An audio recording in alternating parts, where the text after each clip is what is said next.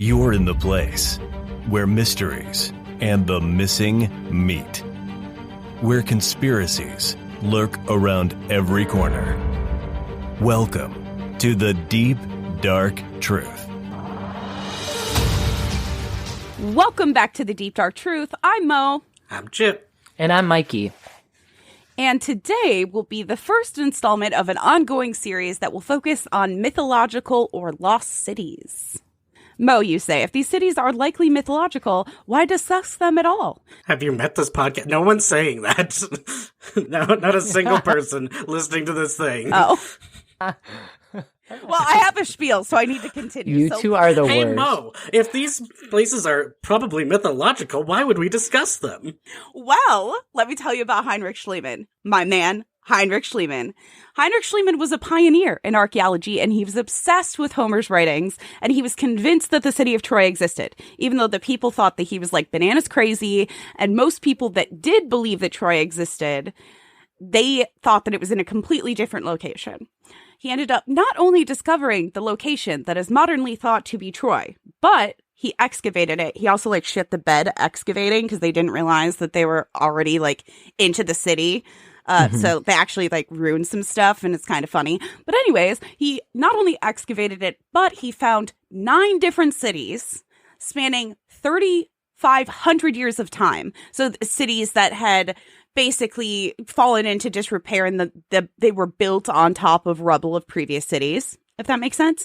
And he found tons of red treasure and artifacts that are nicknamed Priam's treasure, which is after the king of Troy, although the treasure that he found was actually older than Troy.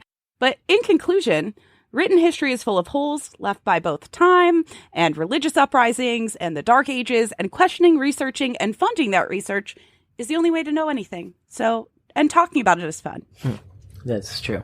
This entire podcast was mostly created so I could talk about Atlantis, but that's not what we're talking about today. But look out for that. So a lot of these cities have mythology surrounding them that come from completely different parts of the world, which is interesting. And I'm an esoteric at heart, so this is my show. This is what you get.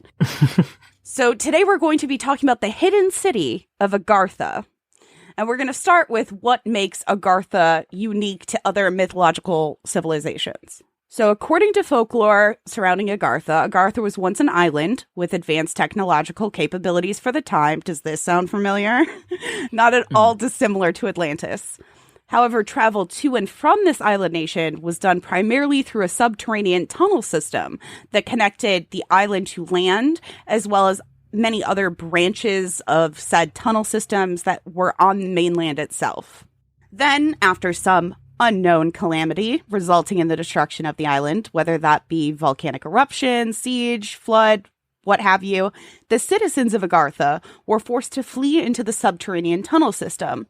The inaccessibility of this tunnel system would help protect them, and in utilizing this makeshift underground layer, they decided to rebuild below ground, moving deeper and deeper until, this is where things get shifty, surpassing the Earth's crust.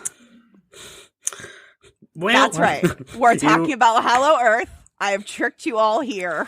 Welcome to this TED Talk about Agartha. Are there dinosaurs in there? I hope there are dinosaurs. While Hollow Earth, a lot of the theories, we're only going to touch on Hollow Earth, but a lot of them do have theories about dinosaurs. This one has mammoths. So, Ooh.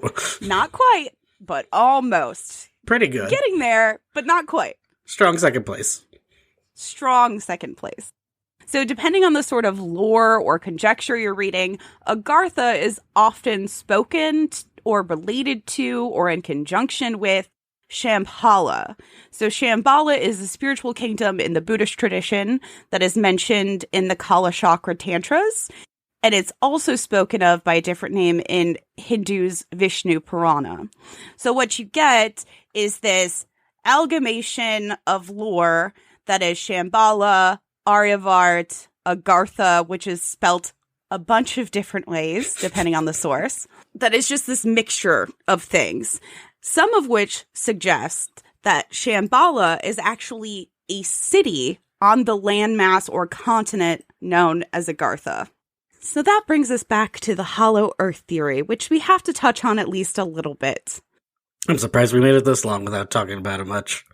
I've been talking about that I was going to cover different variations of Earth conspiracies, Earth hollow, flat, and holographic, which is what I was researching when I ran into this. And I was like, this feels a little like Atlantis, and I'm going to read about this anyway. So let's write it down.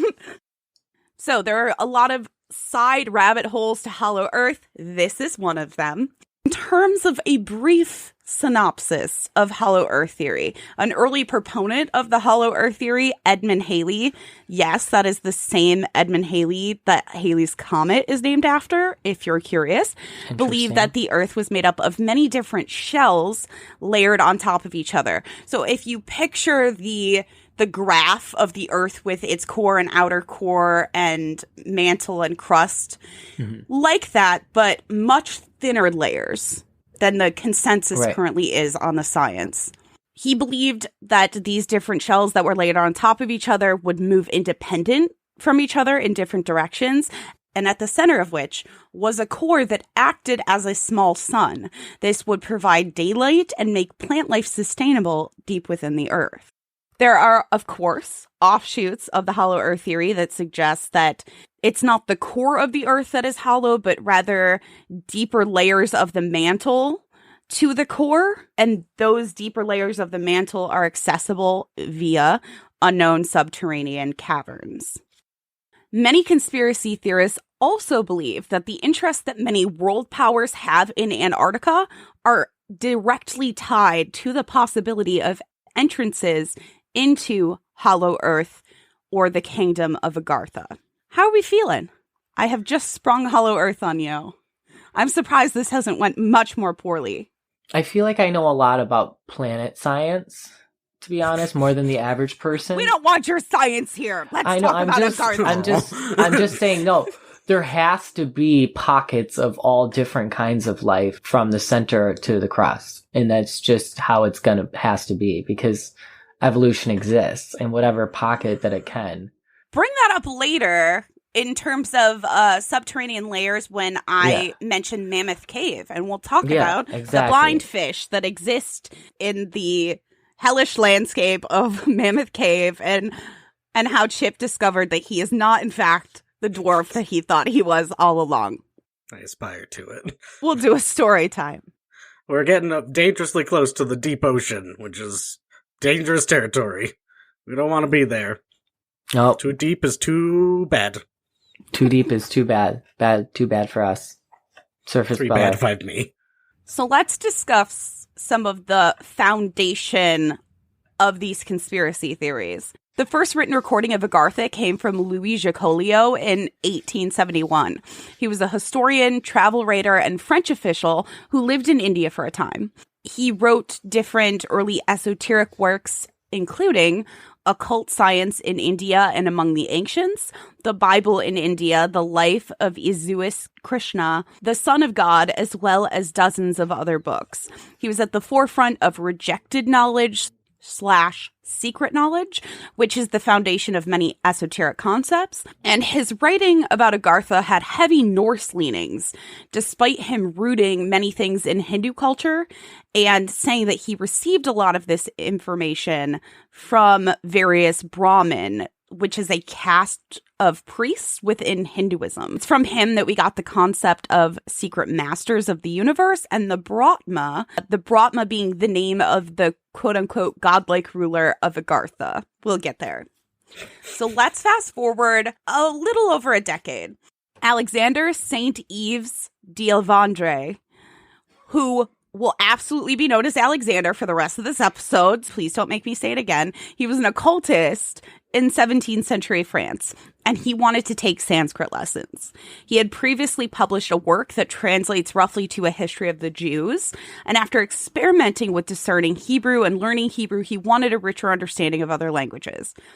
Enter Harji Scarif. Harji Scarif was introduced to Alexander through a mutual friend, General Dumas. Harji, who we will refer to as HS because I value my sanity, was known by many other names, such as Prince, and he used HS to sign many of his manuscripts and lessons. And while he was fairly well-to-do, living in a private home in a good suburb of Paris, I'm just kidding, he was treated with a bit of skepticality because his style was a little bit overdressed and his origins were quite non-specific. No, it's because of racism. Non-specific. Yeah, meaning he had no lineage. People thought that he might be Afghan or Turkish, but he never disclosed where he was from. So I think that that's part. I mean, yes, racism obviously exists in all time periods, but I think that him not being open with like his background led to suspicion in a different way, if that makes sense. It added to the, you're a brown person and you're rich and no, I don't like what's happening here. Fair. But many of his manuscripts remain preserved in the Library of Saban in Paris, some of which carry on the mystery and the tradition surrounding Agartha. So these Sanskrit lessons began in June of 1885, and from the get-go, the heading of the first lesson read as such. First lesson in the Sanskrit language to Monsieur Alexander. Marquis Saint-Yves d'Averde. To Alexander in Paris on the 8th of June, 1885, with the Hindu date following, by teacher and professor H.S. Bhagwandas of the Great Agarthian School. So you're like, what the hell does that mean, the Great Agarthian School? And I have no good information for you. But during these lessons, he does learn more and more information about Agartha. Whether that this is, at the time, there's a lot of secret societies popping up, so it's very, very possible that this is some society that he's starting. And while you're like, oh, secret, then why would he write it down? Well, this is somebody he's taking on to tutor and teach lessons to, and he might have wanted to bring him into the fold, and therefore it wasn't so secretive. People talk about the Freemasons all the time, but there's a Mason lodge down the street. Just because a society is secret, it means that their practices are secret. It doesn't necessarily mean the society itself, nobody knows it exists. During these lessons, he learns more and more information about Agartha, but it appears to be more information than anything preserved in the accounts from Louis Giacolio. For example, he learns that the Agarthan people keep their own language called Vatanian, and that this supposed language is one of the oldest of its kind, lost in time to people that still dwell on the Earth's crust. So think of linear A and linear B type of situation. So Alexander went on to write a book on Agartha, but he had remorse as he was concerned that he had revealed more about Agartha than he had intended to release to the public. Whether this was because he was worried someone else would find it, or he didn't want people to know how much information he knew, I couldn't tell you. But he had all the copies of this book recalled and destroyed, keeping only 2 of them. That's just the dream, is to do that with any book. It doesn't matter what, but you release it and then destroy all of it except a couple. This is how you make a conspiracy theory from nothing. It doesn't matter what the book is about, as long as the title is a little weird. You are 100% correct. I also stand by this. This was all just a social experiment. This is my call now. So, he kept only 2, and in 1910, after his death, it was then republished. Though whether that was in its entirety, we can't be sure.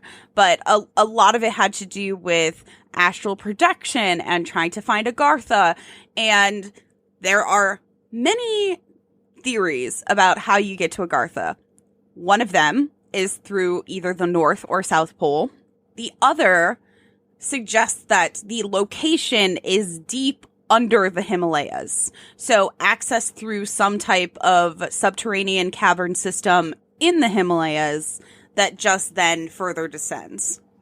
So in 1947, Robert Byrd, a naval officer and a Medal of Honor recipient, alleged that while he was flying over the North Pole, he had flew into the Earth itself during a flight. Yeah, did you, bud? Is that what you think happened? That's nice. He then reported seeing various mammals, many of which resemble those that are extinct, such as mammoths. There's your mammoth.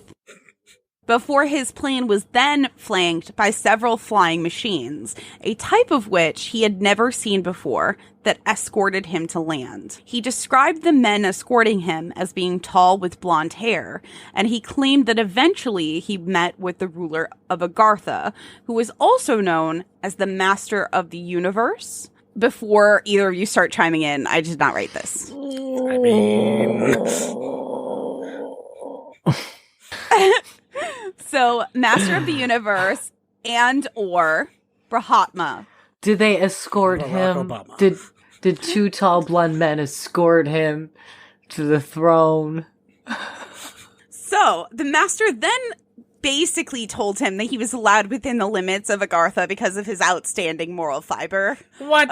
This This is just fan fiction. What is this guy? Listen. No, shut up. No more Robert Bird. We're moving on. Admittedly, I did paraphrase outstanding moral fiber, but that's basically what is said. If it was anything indicating the morality of this person. We're done here. Who's next? No, we're not. So this conversation is taken from a publishing from Falmina.org, allegedly taken from the diary of Robert Byrd. And from everything I've read, this diary was in fact preserved by his family, and many of his belongings were donated to Ohio State University. Ohio State was then going to publish his diary, but then thought that they would not make enough money on it, or maybe it was too fringe, or maybe they were just like, yeah, no, we're not going to publish this. But regardless, this is allegedly taken from that diary. As if we haven't written fiction in our diaries. This bullshit. I hate you, Robert Byrd. Yes, and because I'm quoting directly, I will put this at the top of the sources. And of course, you can find the list of all of our sources in a blog post in our link tree. Go find them.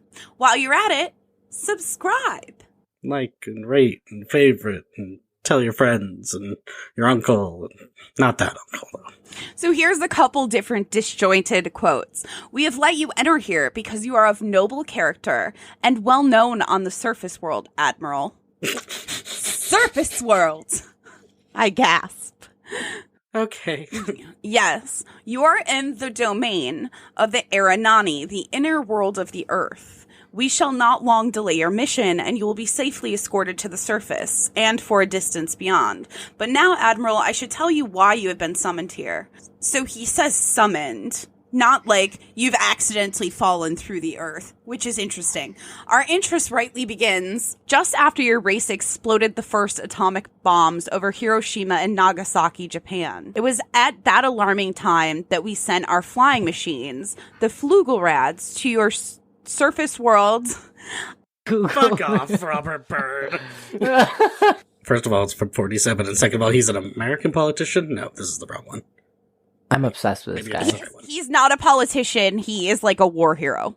Robert Byrd for president. He is also an Arctic explorer at this time. He received the Medal of Honor, blah, blah, blah, blah, blah, all that jazz. The Flugelrods to your surface world to investigate what your race had done. That is, of course, past history now, my dear Admiral, but I must continue on. You see, we have never interfered before in your race's wars and barbarity, but now we must, for you have learned to tamper with a certain power that is not for man, namely that of atomic energy. Our emissaries have already delivered messages to the powers of your world, and yet they do not heed. Now you have chosen to be witness here that our world does exist. You see, our culture and science is many thousands of years beyond your race, Admiral. But what does that have to do with me? Your race has now reached the point of no return, for there are those among you who would destroy your very world rather than relinquish their power as they know it. Everything about this makes me wonder if he's just an activist. Like, this is the vehicle. Like, this is the vehicle in which he chose to put his activism. Okay, because hear me out.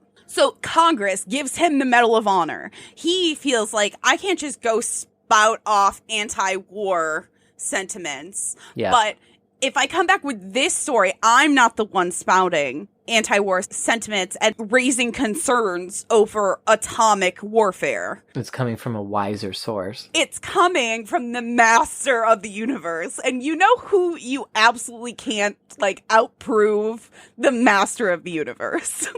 That's kind of the top, I feel like. Hey guys, I'm just the messenger. You know, but this blonde guy, you know, under the earth. So this is now where we get into aliens. You knew we would get there eventually. It's just sort of definitionally, they're not extraterrestrial, they are intraterrestrial. Which is a whole sub-genre of extraterrestrials, of people that believe in aliens and believe that there are UFOs coming out of the ocean. There are UFOs coming out of the center of the earth. The master continued, in 1945 and afterward, we tried to contact your race, but our efforts were met with hostility. Our flugel rods were fired upon, yes, even pursued with malice and animosity by your fighter planes. So now I say to you, my son, there is a great storm gathering in your world, a black fury that will not spend itself for many years. There will be no answer in your arms. There will be no safety in your science.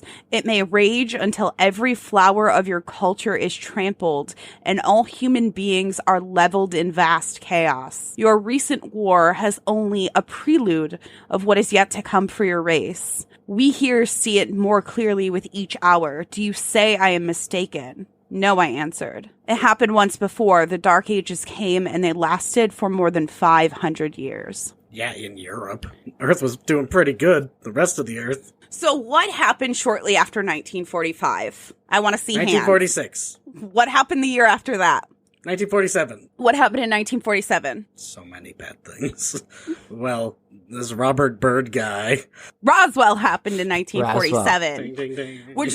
Which was the first national publicized incident alleging aliens in that same way. Before, there was like UFOs, what is that in the sky? And that was the first time that somebody like really, really cried aliens, and everybody else was like, oh, that's what all the weird sightings that we've seen are. They must have been aliens too. So because this is so close to Roswell, and they're like, we started sending in 1945, and before Roswell, there was an uptick of UFO sightings. Yeah, because there are planes more. Planes started being more common.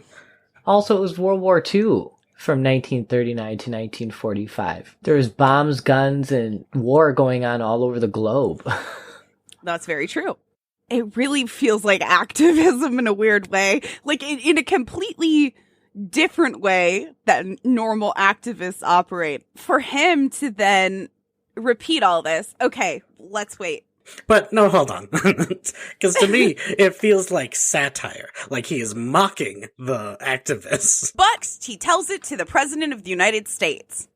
1 second. So the diary actually begins. I must write this diary in secrecy and obscurity. It concerns my Arctic flight of the 19th day of February in the year of 1947. There comes a time when the rationality of man must fade into insignificance, and one must accept the inevitability of the truth. I am not at liberty to disclose the following documentation at this writing. Perhaps it shall never see the light of public scrutiny.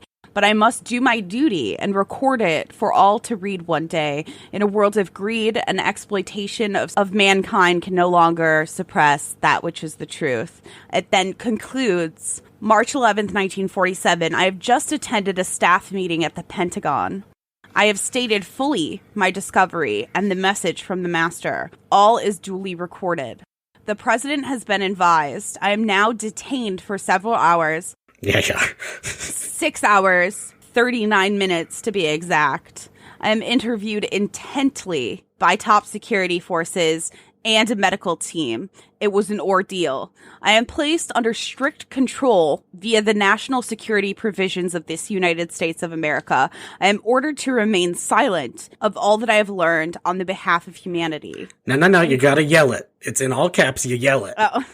Incredible. I am reminded that I am a military man and that I must obey orders. December 30th, 1956. So this is 10 years after. Final entry. These last few years elapsed since 1947 have not been kind. I now make my final entry in this singular diary. In closing, I must state that I have faithfully kept this matter secret as directed all these years. It has been completely against my values of moral right. Now I seem to sense the long night coming, and the secret will not die with me. But as all truth shall, it will triumph, and so it shall. Admiral Byrd then repeated this experiment in Antarctica. So the first was in the Arctic Circle in the Arctic, then repeats it at the South Pole in Antarctica, which allegedly was successful, but I have no details for you. I'd like to know. No documentation. Did he come back and he was like, yep, it worked, guys. Yep, there's definitely blonde people down there. Can't be sure, but I don't think he ever publicly released this diary in any way, shape, or form. He did talk to several people about what happened. I believe National Geographic was actually one of them. He ended up leading many different expeditions, like a Cervix expedition that lasted a year, an Arctic expedition that lasted 2 years. We're talking about Byrd, yeah? Yes. And he actually would go on where this is kind of omitted in a lot of literature about him because he was considered a polar pioneer because of how many different explorations that he did at the North and South Pole. Where's my blonde manhole? His first Arctic expedition was actually in 1928. He also was one of the first people to fly a plane over the North Pole, allegedly. He also was an active Freemason, just so that we're all aware.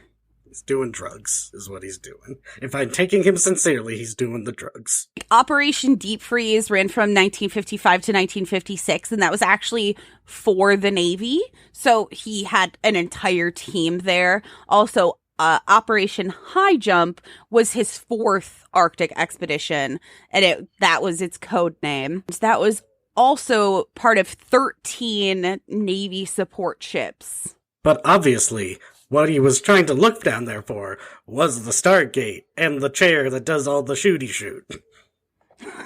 The chair that does all the shooty shoot? Am I wrong? Do you know exactly what I'm talking about? I know exactly what you're talking about. And the thing is that now that I don't even remember what they actually call it in Stargate Atlantis, because now you've said the chair that does the shooty shoot, and that's all I can think about. So thank you so much. I named it better. You need, like, the Ancient's blood to operate it? It does feel like Stargate Atlantis. Oh, no. All right. Alas, after the flight, a few years later, a cartographer, Dennis Rawlins, and a Nordic explorer, Bernd Belkin, came together to piece together the flight and what Byrd may have uncovered. They later involved a colonel by the name of William Mollett, and they looked at the flight data, including mileage and fuel usage, and concluded that the numbers didn't quite make sense for a trip to and from the Arctic, naturally casting doubt about this tale, though many claim this to be a disinformation campaign set up by the government, because again, going back to him having lots of interaction with Congress, having interaction with the president, even aside from this experience, he was already well entrenched, like, with political figures. Yeah. So the idea was, well, yeah, because he told them what he knew and they were worried, so they wanted to discredit the trip to begin with, which is fair. Like, because that all sounds crazy, yes, but have crazier things been declassified and found out to be true? Also, yes. Not secret societies in the middle of the earth crazy, no. As far as our brand of crazy, this is not the craziest we've been at. Like, our crazy threshold. This is like a 7, you know? There's no Obama here. What's the point? There's no Obama on the moon here. Like, I mean, really, it sounded exciting. And then I was like, no Obama in the middle of the earth. I'm so disappointed. I would have taken, like, what year is it? President Eisenhower. I'm like, what year is any of this?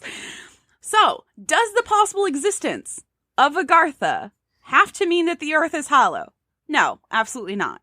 So let's talk about some underground cities that were built by man And perhaps some of these ancient stories and folklore passed down were talking about these kinds of similar cities, and their interpretation of it being subterranean meant the Earth's core because they didn't understand how the Earth worked.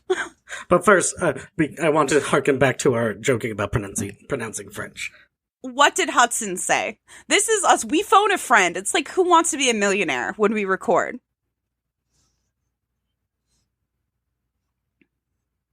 Alexandre sont Thank you to our special guest, Chip's partner, Hudson. Thank you so much. Let's talk about some underground cities that were built by man. Perhaps some of these ancient stories passed down. We're talking about similar cities, and they just didn't understand subterranean versus the Earth's core. In Derinkuyu, Turkey, there is a subterranean city that has room for 20,000 people, built by man. They use, obviously, the existing caverns and structures most of the time, but still, a lot of these cities were then further carved out of the bedrock. Now, where's France?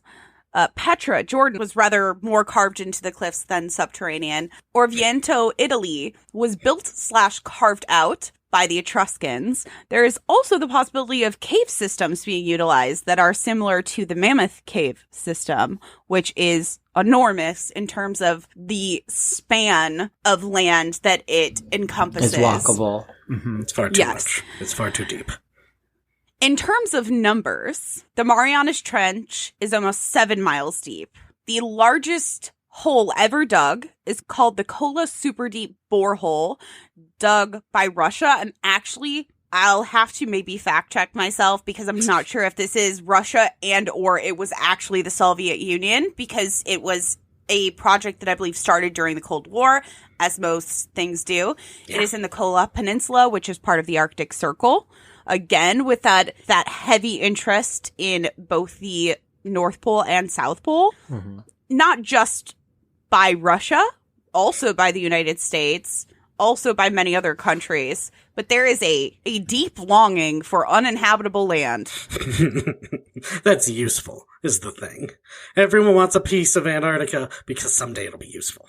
But the thing is, with the Antarctica Treaty, there's a treaty in place that it can't be used to mine or get oil from or anything that you would think would be the push behind, what is the word I'm looking for? Anything that you think would be motivation to take Antarctica, like, oh, it's a brand new place to mine, it's a brand new place to drill for oil. You can't do any of that because of this treaty. It's a little bit small-scale mutually assured destruction. I'm watching you, you can't dig the hole. You're watching me, I can't dig the hole. But I'm watching you, don't dig the hole. Mm-hmm. Yeah. Fun fact, parts of the Arctic Circle hit a record of 50 to 60 degrees hotter than has ever been recorded since they've been recording for 65 years. This is not a fun fact. I was lied to at the get-go. Isn't that crazy? Today. Speaking of which, do we know what's up with the hole in the ozone layer? How's that going? I feel like I haven't heard about it a lot since like 7th grade. I have questions. We should Google that after. More facts. The deepest cave system, the Varakina Cave, I'm sorry, is 7,257 feet / 2,212 meters / almost 1.5 miles deep. And the Mammoth Cave system is only 105 feet deep, which in comparison to these large numbers and the feeling of panic, I thought would be much deeper. But this guy is saying that he is flown in from 2 different locations? 2 different locations, access through the north and south. And they're the same pole. people. Yeah, it's the same people, because the idea is that it's the core of the Earth, and the core is acting as a mini sun, and that half of the mantle of the Earth doesn't exist because the Earth is hollow. So it's like there's crust, and then there's nothing. And there's more That's crust, just crazy. And nothing. That's crazy, though. I have questions about gravity. Yeah. Don't you know? Not distance. It's not distance from one pole to the other pole. That it's the same people in between, and he took a flight and made it through and came back. I'd like to discuss the tiny sun. You know, you're really harshing my vibe with all these questions, Mikey. I just came here to have a good time. But honestly, like, there's no possible way. The Mammoth Cave is like the first layer of skin. Oh, Like, it's absolutely. Absolutely. In fact, the Kola Super Deep borehole, Yeah. they got almost 8 miles. They're not doing it anymore because the intense heat. Yeah. Also, there's reports of screaming and like crazy noises, and people say that it's a gateway to hell. It's a whole thing. It's just heat and intense pressure, like making sounds. That's all that is. You can't God, I just am even harshing bring- everybody's vibe. If you put someone in absolute silence, like as silent as it can be, you're gonna lose it. It's bad. You don't want to be silent. Your brain will not handle it well. So human brains can't be trusted. So obviously, there is a lot more to this. Could go on all day. There are a lot of resources if you want to further read this out. Also, I just found a YouTube video that I wish I would have had at the beginning of this by Mr. Mythos on YouTube from the few minutes that I watched, kind of fast forwarding and seeing what he says because it's an hour long. It seems like he also has a lot of good information, probably even information that isn't contained here. So you can check that out. All right, it's Lost Cities. We're going to be starting a ranking system. We can't really start it yet because this is the only Lost City. We're at 1, and also, the one that you're not even talking about, which is shocking to me. Also, the Library of Alexandria, it's not a city, but it will be included. How are we rating these? On likability that they exist, or like... Oh, no, that's not a fun Vacation destination? Where do you want to permanently move to? Not vacation to. Okay. Moving to long term. Got it. Yeah, so that will be the rating system. How many, 5 Hollow Earths out of 5 Hollow Earths? Are they all blonde? That's what I need to know. Was it just 2 people, or... I hope they weren't all blonde, just because of the time period of this feels a little too much like eugenics. Yeah. So, did you not pick hope... up on that one already? I picked up on it between the German and the blondness. I don't like it. Also, that's one account out of the several accounts. So I how choose. Are they blonde if they're that close to their own personal sun? The Earth's core is significantly less hot than the sun. I hope so. I really hope so. Yeah. The pressure and heat. We couldn't survive. I'm not saying there isn't life down there, but I'm saying we couldn't. And it would have been more than that because the crust thickness, so this isn't including the mantle, under continents, so not under the ocean, is 18 miles. Under the deeper parts of the ocean, like Marianas Trench, etc., it's about 3 miles underneath the ocean. We have drilled 8 of 18 miles. Right. And cannot function. It's too hot. But it does lend to maybe if you're drilling in one area and you drill 8 miles down, then it's really hot because there is a lot of magma under that specific part of the earth. And that's assuming that everything is completely spherical and perfect. Whereas at another side of the earth, if you were to drill 8 miles down, maybe it wouldn't be as hot. Do you know what I'm saying? Mm-hmm. Yeah. I just mean in terms of composition, like the crust being thicker in some places than in the other. Mantle being thicker in some places than in the others. My thought there was if the Earth is stretched out and the poles are farther from the center than, say, the equator bit, that should be the colder bit, the whatever's closer. So they're digging in the Arctic, and that's really hot there. I don't know. But then we get into like weather and climate versus temperature underground, which I feel like don't necessarily have to correlate. Like just because the way that you experience weather, the sun beating on the equator and that being a hot temperature, I feel like doesn't necessarily equate with, or 8 miles under the ground. Yeah. Has to be colder than in another place. We need a fucking geologist. I don't have one of those. Now, my physicist husband will be joining us, who is yelling at me from a different room. We've got a lot of special guests this episode, guys. I was going to ask about Katie Rico. What kind of geologist is she? What does Jonathan know about Mikey? Go grab him. Motorcycles.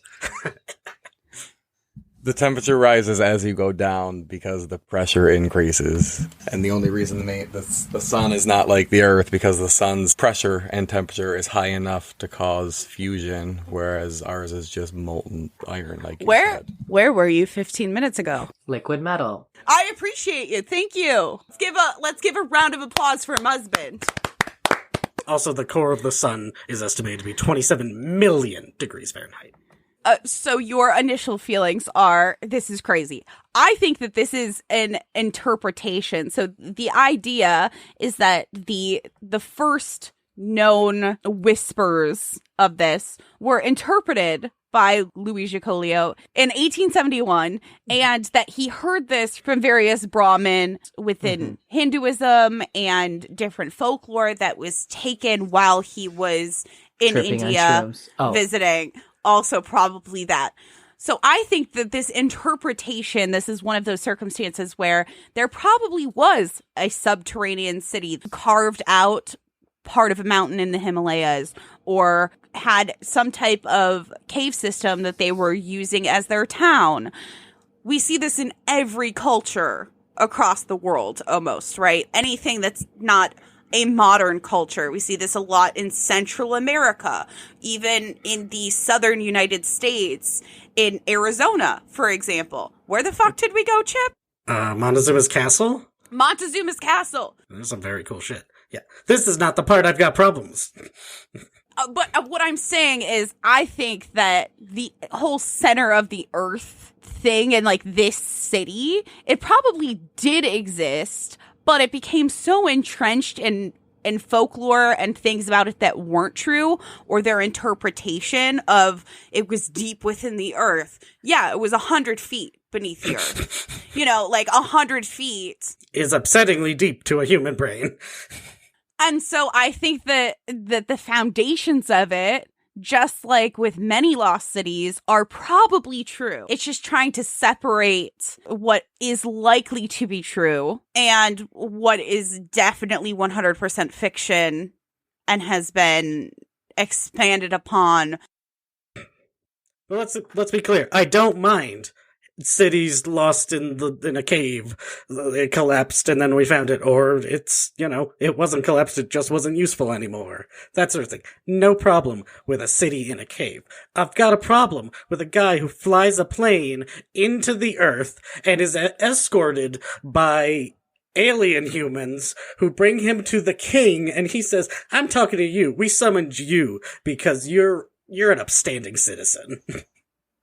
And you can understand my language, and I can understand yours, even though we've been separated by thousands of years. That is something that's absolutely never addressed. Usually it is addressed because, people are going to have questions, right? So you automatically come up with something like, all of a sudden I was speaking a language I didn't understand. Or like, they were speaking a language, but they also knew our language, et cetera, et cetera. It should be notable. Also, he's like, your race of blah, blah, blah. And I'm like, so you're not... Which way are you using race? Let's start there. You seem to be using it in the human species way. What the fuck are you, blonde man who looks like a human master of the universe? I think that it's supposed to represent that they don't see themselves as human anymore because they're so technologically advanced. It's almost as if they had ascended, or now they have entirely taken on their own evolution, and so they're no longer quite human. They're humanoid. But they are very you can see our technology is thousands of years ahead of yours. Also, that's the word that you came up with to describe your robotic mechanical flying mechanisms? Yeah. Oh, enlightened one. We did not even touch base on this, but there is also another section of Hollow Earth that believes because Hitler sent scouts to the poles to attempt to scout them, et cetera, that Hitler was trying to escape to journey to the center of the Earth. I now know why. So maybe this guy was also a low-key conspiracy theorist that Hitler had journey to the center of the earth, as so to speak. It had me for a while, and then the two blondes escorted me to the master of the universe, and then... That's where it lost me, too, but I was already so deep in it, and I was like, this episode's tomorrow. It lost me in the exact same place, though, just so that you know. While you're here, make sure to subscribe, to give us a call or a text on the tip line at 313-355-3411. Until next time, I'm Mo. I'm Chip. And I'm Mikey. You just listened to the Deep Dark Truth Podcast. See you next time. And remember, your local cryptids want to meet you.